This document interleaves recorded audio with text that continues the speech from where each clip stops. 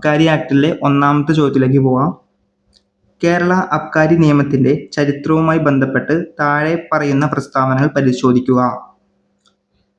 Statement 1 കേരളത്തിൽ അബ്കാരി നിയമങ്ങൾ നടപ്പിലാക്കുന്നതിനുള്ള പ്രധാന നിയമം 1077 ഒന്നാം അബ്കാരി ആക്ട് ആണ്. രണ്ടാമത്തെ സ്റ്റേറ്റ്മെന്റ് 1902 ഓഗസ്റ്റ് 5 കൊച്ചി മഹാരാജാവായിരുന്ന രാമവർമ്മ 15 ഈ നിയമം പാസാക്കിയത്. മൂന്നാമത്തെ സ്റ്റേറ്റ്മെന്റ് തിരുവിതാംകൂർ, കൊച്ചി, മദ്രാസ് എന്നിവിടങ്ങളിലെ നിയമങ്ങൾ അംഗീകരിച്ച് 1957 കേരള അബ്കാരി ആക്ട് നിലവിൽ വന്നത്. ഇതിൽ ഏതൊക്കെയാണ് ശരിയായത്? ഏതൊക്കെയാണ്? ഒന്നാമത്തെ സ്റ്റേറ്റ്മെന്റ് ശരിയാണ് അല്ലേ? കേരളത്തിൽ അബ്കാരി നിയമങ്ങൾ നടപ്പിലാക്കുന്നതിനുള്ള പ്രധാന നിയമം 1077 ഒന്നാം അബ്കാരി ആക്ട് ആണ്.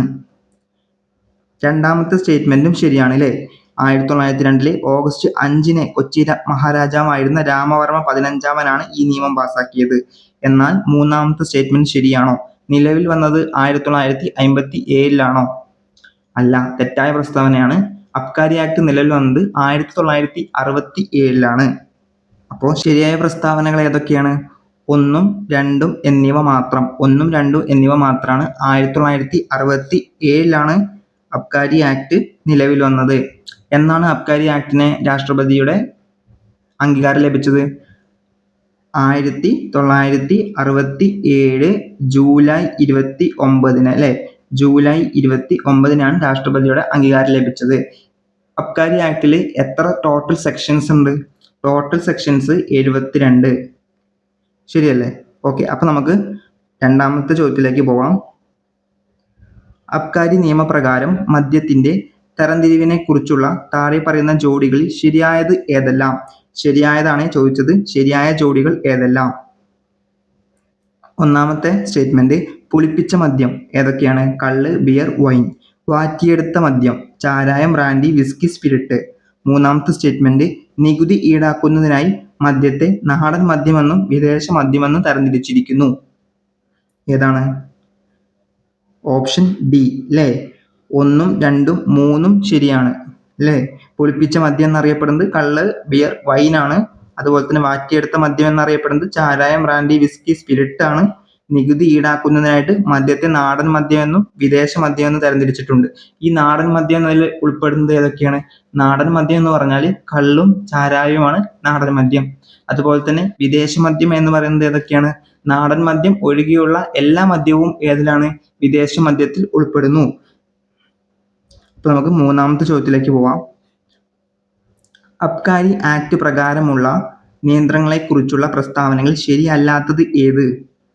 21 വയസ്സിന് താഴെയുള്ളവർ മദ്യം ഉപയോഗിക്കുന്നതും അവർക്ക് മദ്യം വിൽക്കുന്നതും നിരോധിച്ചിരിക്കുന്നു. പൊതുസ്ഥലങ്ങളിൽ മദ്യപിക്കുന്നത് സെക്ഷൻ 15C പ്രകാരം കുറ്റകരമാണ്. ഏതാണ്? ശരിയല്ലാത്തതാണ് ചോദിച്ചത്. 1 മാത്രം അല്ലേ? എന്താണ് ശരിയല്ലാത്തതായിരിക്കാൻ കാരണം? 21 വയസ്സാണോ? അല്ല, 23 വയസ്സാണ്. 23 വയസ്സിന് താഴെയുള്ളവർ മദ്യം ഉപയോഗിക്കുന്നതും അവർക്ക് മദ്യം വിൽക്കുന്നതുമാണ് നിരോധിച്ചിരിക്കുന്നത്. ശ്രദ്ധിക്കണം, 23 വയസ്സാണ്. അപ്പൊ നമുക്ക് നാലാമത്തെ ചോദ്യത്തിലേക്ക് പോവാം. ഒരാൾക്ക് നിയമപരമായി കൈവശം വയ്ക്കാവുന്ന മദ്യത്തിന്റെ പരിധിയുമായി ബന്ധപ്പെട്ട താഴെ പറയുന്ന പ്രസ്താവനകൾ ഏവ? ഒന്നാമത്തെ സ്റ്റേറ്റ്മെന്റ് ഒരാൾക്ക് പരമാവധി 15 ലിറ്റർ മദ്യം, അതായത് വിവിധ ഇനങ്ങൾ ചേർത്തിട്ടുള്ള മദ്യം കേട്ടോ. ഒരാൾക്ക് പരമാവധി 15 ലിറ്റർ മദ്യം കൈവശം വയ്ക്കാം. ഒന്നാമത്തെ സ്റ്റേറ്റ്മെന്റ്. രണ്ടാമത്തെ സ്റ്റേറ്റ്മെന്റ് കള്ള് കൈവശം വയ്ക്കാവുന്ന പരമാവധി പരിധി 1.5 ലിറ്റർ ആണ്. ഇന്ത്യൻ നിർമ്മിത വിദേശ മദ്യം പരമാവധി 3.5 ലിറ്റർ വരെ കൈവശം വയ്ക്കാം. ശരിയായ പ്രസ്താവനകൾ തിരഞ്ഞെടുക്കുക. ഏത്? 15 ലിറ്റർ, ഇത് ശരിയാണ്. അതുപോലെ തന്നെ 1.5 ശരിയാണ്. 3.5 ലിറ്റർ ഇന്ത്യൻ നിർമ്മിത വിദേശ മദ്യം കയ്യിൽ വെക്കാൻ പറ്റുമോ? ഇല്ല, തെറ്റായതാണല്ലേ. അപ്പോ 1, 2 എന്നിവ മാത്രമാണ് ശരിയായത്. എത്രയാണ് ഇന്ത്യൻ നിർമ്മിത വിദേശ മദ്യം കൈവശം വെക്കാൻ പറ്റുക? വെറും 3 ലിറ്റർ മാത്രമാണ് കൈവശം വെക്കാൻ പറ്റുക. അപ്പോൾ ഇതിൻ്റെ ഒപ്പം കുറച്ചും കൂടി നമുക്ക് പഠിക്കാനുണ്ടല്ലോ. ഏതൊക്കെയാണ് പഠിക്കാനുള്ളത്? കള്ള് അല്ലേ? ഒന്നാമത്തത് കള്ള്. നമ്മൾ പറഞ്ഞു ഈ ക്വസ്റ്റ്യനിൽ കള്ളുണ്ട് അല്ലേ? കള്ള് എത്രയാണ്? കള്ള് കൈവശം വെക്കാൻ പറ്റുക 1.5. ഇന്ത്യൻ നിർമ്മിത വിദേശ മദ്യം എത്രയാണ്? അത് 3 ലിറ്റർ ആണ്. അല്ലെങ്കിൽ അതിനെ നമുക്ക് IMFL എന്ന് വിളിക്കാം. ഓക്കെ അല്ലേ? അടുത്തത് ബിയർ. ബിയർ എത്രയാണ് കൈവശം വെക്കാൻ പറ്റുക? ബിയർ കൈവശം വെക്കാൻ പറ്റുന്ന എത്രയാണ്? ബിയർ ആണെങ്കിൽ അത് 3.5 ലിറ്റർ. ഓക്കെ, ബിയർ ആണെങ്കിൽ 3.5. വൈൻ ആണെങ്കിലും 3.5. വൈൻ ആണെങ്കിലും 3.5 ലിറ്റർ. FMFL ഇന്ത്യൻ നിർമ്മിത വിദേശ മദ്യം അതെത്രയാണ്? 2.5 ലിറ്റർ. ഇനി കൊക്കോ ബ്രാൻഡി ആണെങ്കിൽ 1 ലിറ്റർ. സെറ്റല്ലേ?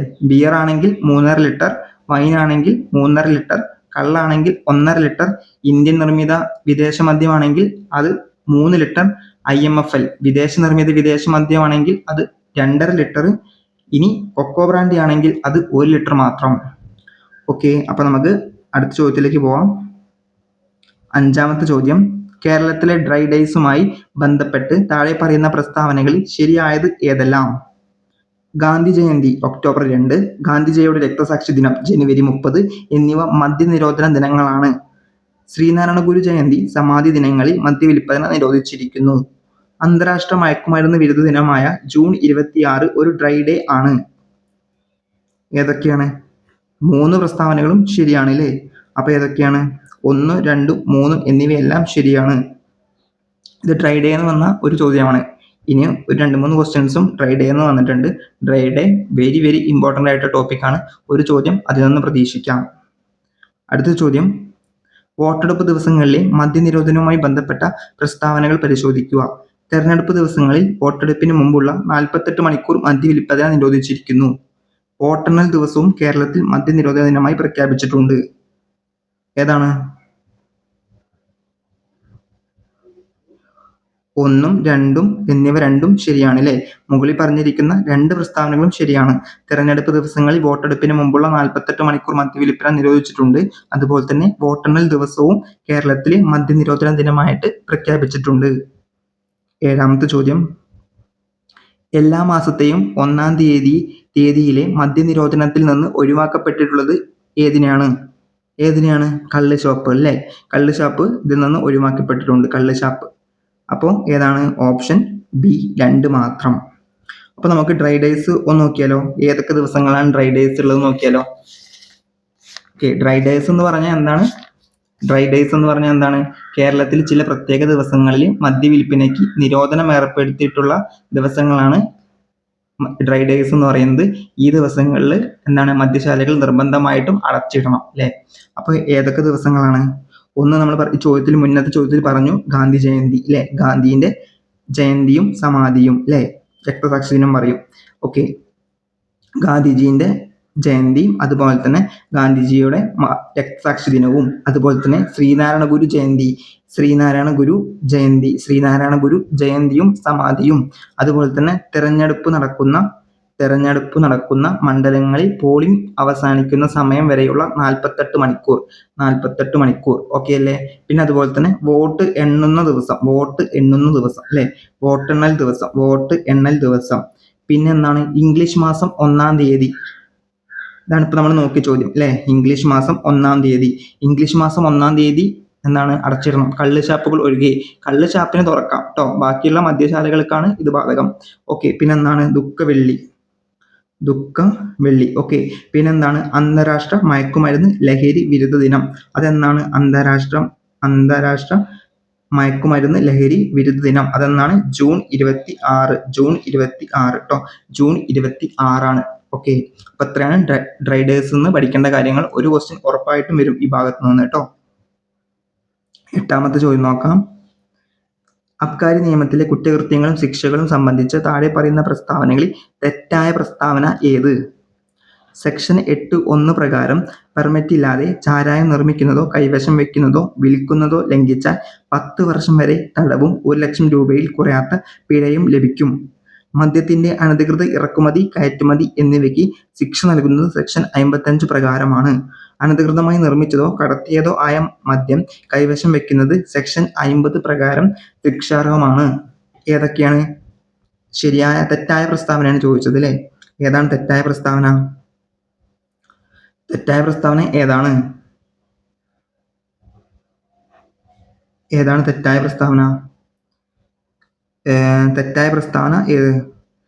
3 മാത്രമാണ് തെറ്റായത്. സെക്ഷൻ 3 മാത്രമാണ് തെറ്റായത്. ഓക്കെ, 3 മാത്രം. ഓക്കെ, ഇതിലെന്താണ് തെറ്റാവാൻ കാരണം? 50 പ്രകാരമാണോ? അനധികൃതമായി നിർമ്മിച്ചതോ കടത്തിയതോ ആയ മദ്യം കൈവശം വയ്ക്കുന്നത് സെക്ഷൻ 50 പ്രകാരമാണോ? അല്ല, സെക്ഷൻ 50 പ്രകാരമല്ല, സെക്ഷൻ 58 പ്രകാരമാണ് അല്ലേ? സെക്ഷൻ 58 നമ്മൾ ഇതിനെ കുറിച്ച് പറയുന്നത്. സെക്ഷൻ 58 എന്താ പറയുന്നത്? സെക്ഷൻ 58 പറയുന്നത് അനധികൃതമായി നിർമ്മിച്ചതോ കടത്തിയതോ ആയ മദ്യം കൈവശം വെക്കുന്നതിനുള്ള ശിക്ഷയെ കുറിച്ച് പ്രതിപാദിക്കുന്നത് 58 എന്താണ് ശിക്ഷ?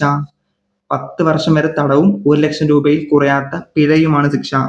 സെക്ഷൻ 58 ഓക്കെ, സെക്ഷൻ 58 ഓർക്കണം.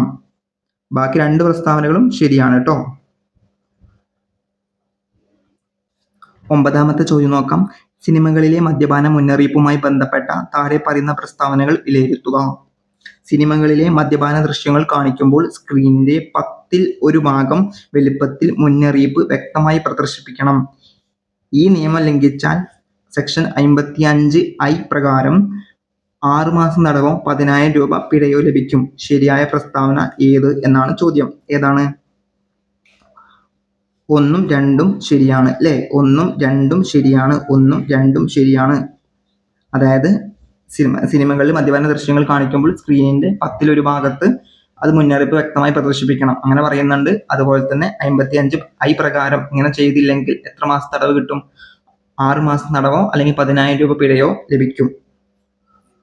10ാമത്തെ ചോദ്യം ഉദ്യോഗസ്ഥരുടെ അധികാരങ്ങളുമായി ബന്ധപ്പെട്ട് താഴെ പറയുന്ന പ്രസ്താവനകളിൽ ശരിയായത് ഏതെല്ലാം? ശരിയായത് ഏതെല്ലാം? സെർച്ച് വാറന്റ് പുറപ്പെടുവിക്കാനും പൊതുസമാധാനത്തിനായി മദ്യഷാപ്പുകൾ അടുപ്പിക്കാനും മജിസ്ട്രേറ്റിന് അധികാരമുണ്ട്. അബ്കാരി റവന്യൂ ശേഖരണം, ലൈസൻസുകൾ നൽകുക, റദ്ദാക്കുക എന്നിവ എക്സൈസ് കമ്മീഷണറുടെ ഉത്തരവാദിത്തമാണ്. അബ്കാരി ഓഫീസർമാർക്ക് വാറന്റ് ഉണ്ടെങ്കിൽ മാത്രമേ വീടുകളിലും വാഹനങ്ങളിലും പരിശോധന നടത്താനും പ്രതികളെ അറസ്റ്റ് ചെയ്യാനും അധികാരമുള്ളൂ. ഇതിലേതാണ് ശരിയായത്? ഏതൊക്കെയാണ് ശരിയായത് എന്നാണ് ചോദിച്ചത്. ഏതൊക്കെയാണ്? 1ഉം 2ഉം എന്നിവ മാത്രം. 3 എന്താണ് തെറ്റാവാൻ കാരണം? 3 തെറ്റാവാൻ കാരണം എന്താണ്? സെക്ഷൻ 31 അല്ലേ? സെക്ഷൻ 31, 34 പ്രകാരം സെക്ഷൻ 31, 34 പ്രകാരം അബ്കാരി ഓഫീസർക്ക് വാറണ്ട് ഇല്ലാതെ തന്നെ പരിശോധിക്കാനുള്ള അധികാരവും ഉണ്ട്. അതുപോലെ തന്നെ ഒരു വ്യക്തിയെ അറസ്റ്റ് ചെയ്യാനുള്ള അധികാരവും ഉണ്ട്. ഓക്കെ, സെക്ഷൻ 31, 34 പ്രകാരം. ഓക്കെ, അപ്പൊ അതുകൊണ്ട് ആ പ്രസ്താവന തെറ്റാണ്. 1ഉം 2ഉമാണ് ശരിയായത്. 11ാമത്തെ ചോദ്യത്തിലേക്ക് പോവാം. കേരള അബ്കാരി നിയമവുമായി ബന്ധപ്പെട്ട് താഴെ പറയുന്ന പ്രസ്താവനകളിൽ ശരിയായവ ഏതെല്ലാം? കസ്റ്റഡിയിലെടുത്ത തൊണ്ടി വാഹനങ്ങൾ വിട്ടുനൽകാൻ കോടതിക്കുള്ള അധികാരപരിധിയെക്കുറിച്ച് പ്രതിപാദിക്കുന്ന സെക്ഷൻ 51 അബ്കാരി ഓഫീസർ അറസ്റ്റ് ചെയ്യുന്ന വ്യക്തിയെ മജിസ്ട്രേറ്റിന് മുന്നിൽ ഹാജരാക്കുമ്പോൾ പ്രസ്തുത കേസിന്റെ വിചാരണ നടത്താനും പ്രതിക്ക് ജാമ്യം അനുവദിക്കാനും മജിസ്ട്രേറ്റിന് അധികാരമുണ്ട്. കസ്റ്റഡിയിലെടുത്ത വാഹനം താൽക്കാലികമായി വിട്ടയക്കുന്നതിനായിട്ട് അതിന്റെ വിപണി മൂല്യത്തിന്റെ പകുതി തുക ബോണ്ടായി കെട്ടിവെച്ചാൽ മതിയാകും. ഇതിൽ ഏതൊക്കെയാണ് ശരിയായത് എന്നാണ് ചോദിച്ചത്. ഏതൊക്കെയാണ് ശരിയായത്? 1ഉം ശരിയായത് ഏതല്ല ചോദിച്ചത്. അപ്പൊ ഏതൊക്കെ ശരിയായത്? 2 മാത്രമാണ് ശരിയായത് അല്ലേ? 2 മാത്രമാണ് ശരിയായത് അല്ലേ? അപ്പോൾ ഏതാണ് തെറ്റാവാൻ കാരണം? ബാക്കി 2 ഓപ്ഷൻസ് നോക്കാം.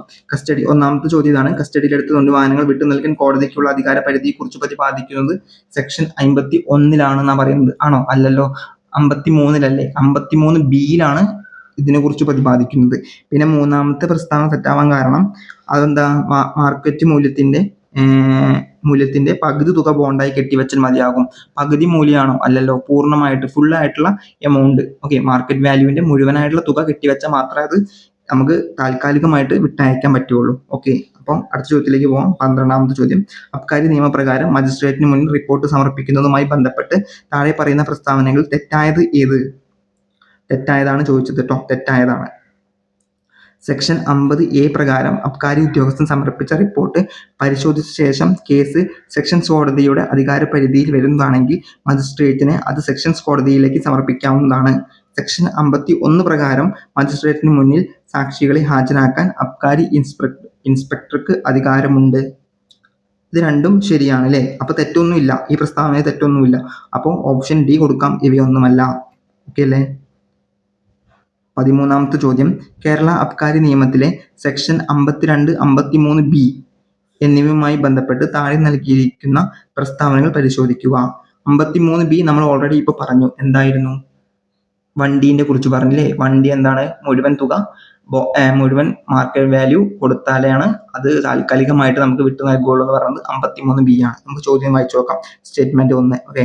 അബ്കാരി നിയമപ്രകാരം അറസ്റ്റ് ചെയ്യപ്പെടുന്ന ഒരു വ്യക്തിയെ മജിസ്ട്രേറ്റിന്റെ പ്രത്യേക അനുമതിയില്ലാതെ 24 മണിക്കൂറിലധികം കസ്റ്റഡിയിൽ വെക്കുവാൻ പാടുള്ളതല്ല, അല്ലെങ്കിൽ സൂക്ഷിക്കാൻ പാടില്ല. യെസ്, ശരിയായ പ്രസ്താവനയാണ് അല്ലേ? ഇനി അടുത്ത ചോദ്യം. കുറ്റകൃത്യത്തിന് ഉപയോഗിച്ചതായിട്ട്, അടുത്ത ചോദ്യമല്ല, അടുത്ത സ്റ്റേറ്റ്മെന്റ് കേട്ടോ. കുറ്റകൃത്യത്തിന് ഉപയോഗിച്ചതായി കണ്ടെത്തി കസ്റ്റഡിയിലെടുത്ത ഒരു വാഹനം അതിന്റെ മാർക്കറ്റ് വാല്യൂവിന് തുല്യമായ തുക ബോണ്ടായി കെട്ടിവെച്ചാൽ താൽക്കാലികമായി വിട്ടു നൽകാൻ കോടതിക്ക് അധികാരമുണ്ട്. ശരിയാണ്. രണ്ട് പ്രസ്താവനകളും ശരിയാണ് അല്ലേ? രണ്ടും ശരിയാണ്. അപ്പോൾ ഏതാണ്? 1ഉം 2ഉം ശരിയാണ്. 1ഉം 2ഉം ശരിയാണ്. ഓക്കെ അല്ലേ? 14ാമത്തെ ചോദ്യം നോക്കാം. അബ്കാരി നിയമപ്രകാരം മദ്യത്തിന്റെ ഇറക്കുമതി, കയറ്റുമതി എന്നിവയുമായി ബന്ധപ്പെട്ട് താഴെ പറയുന്ന ജോലികൾ ശരിയായത് ഏത് ഏവ? ഓക്കെ അല്ലേ? ഏതാണ് നോക്കാം. സെക്ഷൻ 6 മദ്യമോ ലഹരി മരുന്നോ ഇറക്കുമതി ചെയ്യുന്നത് തടയൽ, നിയന്ത്രിക്കൽ. അത് ശരിയാണല്ലോ, ശരിയായ ജോഡിയാണല്ലേ? അതുപോലെ തന്നെ സെക്ഷൻ 7 മദ്യമോ ലഹരി മരുന്നോ കയറ്റുമതി ചെയ്യുന്നത് തടയൽ, നിയന്ത്രിക്കൽ. സെക്ഷൻ 7ഉം ശരിയാണ്. സെക്ഷൻ 11 എന്താണ്? മദ്യം കടത്തുന്നതിന് ആവശ്യമായ പെർമിറ്റുകൾ. അതും ശരിയാണ് അല്ലേ? അതൊക്കെ ശരിയായ പ്രസ്താവനകളാണ്. അപ്പോൾ ഏത് വരും? ഓപ്ഷൻ ഏതാണ് വരിക? ഓപ്ഷൻ 1ഉം 2ഉം 3ഉം എന്നിവയെല്ലാം ശരി എന്ന ഓപ്ഷനാണ് വരിക. ഓക്കെ. പിന്നെ അതിൽ നമുക്ക് പെർമിറ്റ്, സെക്ഷൻ 11 നമുക്ക് ഓർത്ത് വെക്കണം കേട്ടോ. വെരി വെരി ഇമ്പോർട്ടൻ്റ് ആണ് സെക്ഷൻ 11. സെക്ഷൻ 11 എന്താണ്? സെക്ഷൻ 11 പറയുന്നത് പെർമിറ്റുകളെ കുറിച്ചിട്ടാണ് സെക്ഷൻ 11 പറയുന്നത്. ഓക്കെ. പിന്നെ ഈ പെർമിറ്റുകൾ നൽകുന്നത് ആരാണ്? കമ്മീഷണർ അല്ലെങ്കിൽ യഥാക്രമം അധികാരപ്പെടുത്തിയിട്ടുള്ള ഏതെങ്കിലും ഉദ്യോഗസ്ഥനെ. പിന്നെ ഓരോ പെർമിറ്റും താഴെ പറയുന്ന വ്യക്തമാക്കിയിരിക്കണം. ഏതൊക്കെ കാര്യങ്ങളാണ് വ്യക്തമാക്കിയിരിക്കേണ്ടത്? മദ്യമോ ലഹരി മരുന്നുകളോ കൊണ്ടുപോകാൻ അധികാരമുള്ള വ്യക്തിയുടെ പേര് വേണം. അതുപോലെ തന്നെ പെർമിറ്റ് പ്രാബല്യത്തിൽ വരുന്ന കാലയളവ് വേണം. അതുപോലെ തന്നെ പെർമിറ്റിൽ അനുവദിക്കപ്പെട്ടിട്ടുള്ള മദ്യത്തിന്റെ, ലഹരി മരുന്നുകളുടെ അളവ്, മറ്റു കാര്യങ്ങളൊക്കെ വേണം. അതുപോലെ തന്നെ സർക്കാർ നിർദ്ദേശിക്കാവുന്ന മറ്റെന്തെങ്കിലും വിവരങ്ങൾ ഉണ്ടെങ്കിൽ അതും ഈ പെർമിറ്റിൽ ഉൾപ്പെടുത്തിയിരിക്കണം. അപ്പോൾ പെർമിറ്റുകളെ കുറിച്ച് പ്രതിപാദിക്കുന്ന സെക്ഷൻ ഓർത്ത് വെച്ചേക്കുക 11 ആണ്. അത് ആരാണ് നൽകുന്നത്? ഓർത്ത് വെച്ചേക്കുക, എക്സൈസ് കമ്മീഷണർ ആണ്. ഓക്കെ അല്ലേ? ഓക്കെ. 15ാമത്തെ ചോദ്യം. കള്ള് ഒഴികെയുള്ള മദ്യവും മറ്റ് പദാർത്ഥങ്ങളുടെയും വിൽപ്പന നിരോധിച്ചിരിക്കുന്ന അബ്കാരി ആക്ടിലെ സെക്ഷൻ ഏതാണ്? സെക്ഷൻ ഏതാണ്? ഓപ്ഷൻ ഡി 15 ആണ് അല്ലേ? 15. അതിൽ ഏതൊക്കെ സെക്ഷൻസ് ഉൾപ്പെടുന്നുണ്ട്?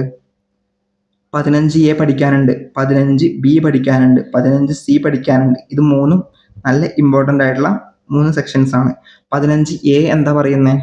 15A പറയുന്നത് എന്താണ്? 15A പറയുന്നത് 23 വയസ്സിനുള്ള, അതായത് ഉപയോഗിക്കുന്നതുമായി ബന്ധപ്പെട്ടതാണ്. 23 വയസ്സുള്ള വ്യക്തി ഉപയോഗിക്കുന്നതാണ് 23 വയസ്സിന് താഴെയുള്ള വ്യക്തികൾ ഉപയോഗിക്കുന്നത് നിരോധിച്ചിരിക്കുന്ന വകുപ്പാണ് സെക്ഷൻ 15A. സെറ്റല്ലേ? അതിനുള്ള ശിക്ഷ 5000 രൂപയും അല്ലെങ്കിൽ 2 വർഷവും അല്ലെങ്കിൽ രണ്ടും കൂടിയും. ഓക്കെ അല്ലേ? സെക്ഷൻ 15B എന്താ? 23 വയസ്സിന് താഴെയുള്ളവർക്ക് വിൽക്കുന്നത് നിരോധിച്ചിരിക്കുന്ന വകുപ്പാണ് 15B. ഓക്കെ അല്ലേ? അതിന്റെ ശിക്ഷ എന്താ? 5000 രൂപ അല്ലെങ്കിൽ 2 വർഷം. 15C എന്താ? പൊതുസ്ഥലത്ത് മദ്യത്തിന്റെ ഉപയോഗം നിരോധിച്ചിരിക്കുന്ന വകുപ്പാണ്. പൊതുസ്ഥലത്ത് മദ്യത്തിന്റെ ഉപയോഗം നിരോധിച്ചിരിക്കുന്ന വകുപ്പാണ് 15B. അതിന്റെ ശിക്ഷയും 5000 രൂപ അല്ലെങ്കിൽ 2 വർഷം. ഓക്കെ അല്ലേ? ഇത് വെരി വെരി ഇമ്പോർട്ടൻ്റ് ആണ്. 15A, 15B, 15C. 15A ആണെങ്കിൽ എന്താണ്? 15A ആണെങ്കിൽ 23 വയസ്സിന് താഴെയുള്ള വ്യക്തികൾ മദ്യം ഉപയോഗിക്കുന്നത് നിരോധിച്ചിരിക്കുന്ന വകുപ്പാണ്. അതിനുള്ള ശിക്ഷ 5000 രൂപ അല്ലെങ്കിൽ 2 വർഷം അല്ലെങ്കിൽ ഇവ രണ്ടും കൂടിയും. അതുപോലെ തന്നെ സെക്ഷൻ 15B ആണെങ്കിൽ വിൽക്കുന്നത്, 23 വയസ്സിന് താഴെയുള്ള വ്യക്തികൾക്ക് വിൽക്കുന്നത് നിരോധിച്ചിരിക്കുന്ന വകുപ്പാണ്.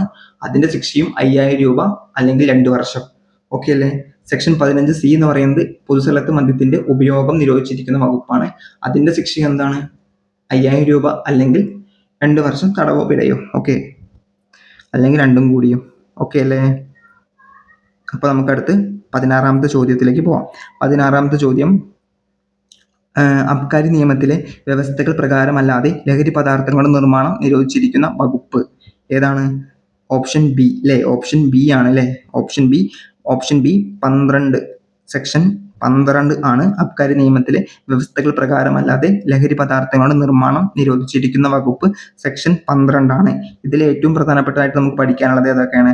ഇതിൽ ഏറ്റവും പ്രധാനമായിട്ട് പഠിക്കാനുള്ളത് 12A പഠിക്കാനുണ്ട്, 12B പഠിക്കാനുണ്ട്, 12C പഠിക്കാനുണ്ട്. 12A എന്ന് പറഞ്ഞാൽ എന്താണ്? മദ്യമോ ലഹരി മരുന്നോ ഉൾപ്പെടുന്ന പദാർത്ഥങ്ങളുടെ നിർമ്മാണം നിരോധിച്ചിരിക്കുന്ന വകുപ്പാണ്. 12A എന്ന് പറഞ്ഞാൽ മദ്യമോ ലഹരി മരുന്നോ ഉൾപ്പെടുന്ന പദാർത്ഥങ്ങളുടെ നിർമ്മാണം നിരോധിച്ചിരിക്കുന്ന വകുപ്പാണ് 12A. 12B എന്ന് പറഞ്ഞാൽ എന്താണ്? നിർമ്മാണ പ്രക്രിയ, അതായത് എന്തെങ്കിലും നമ്മൾ ഉണ്ടാക്കുന്ന സമയത്ത് മദ്യത്തിന്റെയോ ലഹരി മരുന്നിന്റെയോ കൈവശം വെക്കാവുന്ന അളവിനെ കുറിച്ച് പ്രതിപാദിക്കുന്നതാണ് സെക്ഷൻ 12B. എന്താണ് 12C പറയുന്നത്? ഒരു വ്യക്തിയും മദ്യവിൽപ്പനയ്ക്ക് ഉപയോഗിക്കുന്ന ഏതെങ്കിലും ലേബൽ അല്ലെങ്കിൽ സുരക്ഷാ സ്റ്റിക്കർ വ്യാജമായി നിർമ്മിക്കാൻ പാടുള്ളതല്ല. അതായത് ഒരു വ്യക്തിയും മദ്യവിൽപ്പനയ്ക്കായിട്ട് ഉപയോഗിക്കുന്ന ലേബലോ അല്ലെങ്കിൽ സ്റ്റിക്കറോ അങ്ങനത്തെ കാര്യങ്ങളൊക്കെ വ്യാജമായിട്ട് നിർമ്മിക്കാൻ പാടില്ല.